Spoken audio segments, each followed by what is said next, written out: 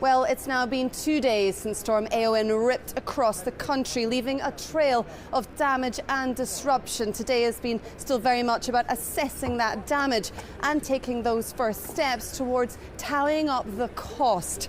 This was an explosive storm which reached hurricane force gusts.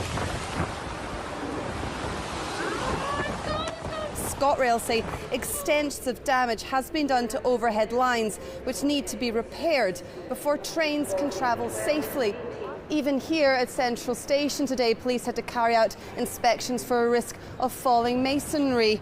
Teams across the network will continue to work tirelessly as we move towards that Monday morning commute. We got on one train, but it turns out we were then locked in because it wasn't going.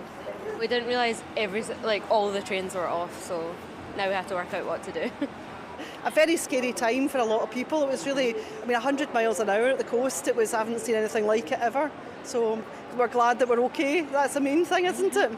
We've seen over 500 separate and distinct incidents which has hit the rail network extraordinarily hard. Right now, we've managed to re-establish around 70% of the rail network.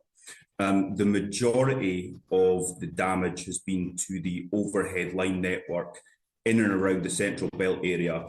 And right now, the area of focus is on the Inverclyde area. So Gourock, Wemyss, Largs and Ardrossan, we've got some really technical problems that we need to fix.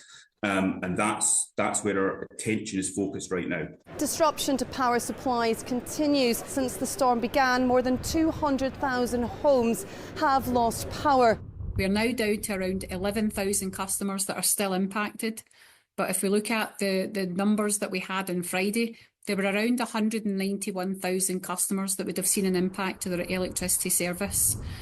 We have restored 94% of those customers.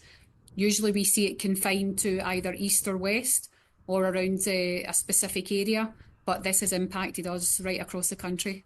Work is expected to continue in the days ahead. Laura Piper, STV News, Glasgow.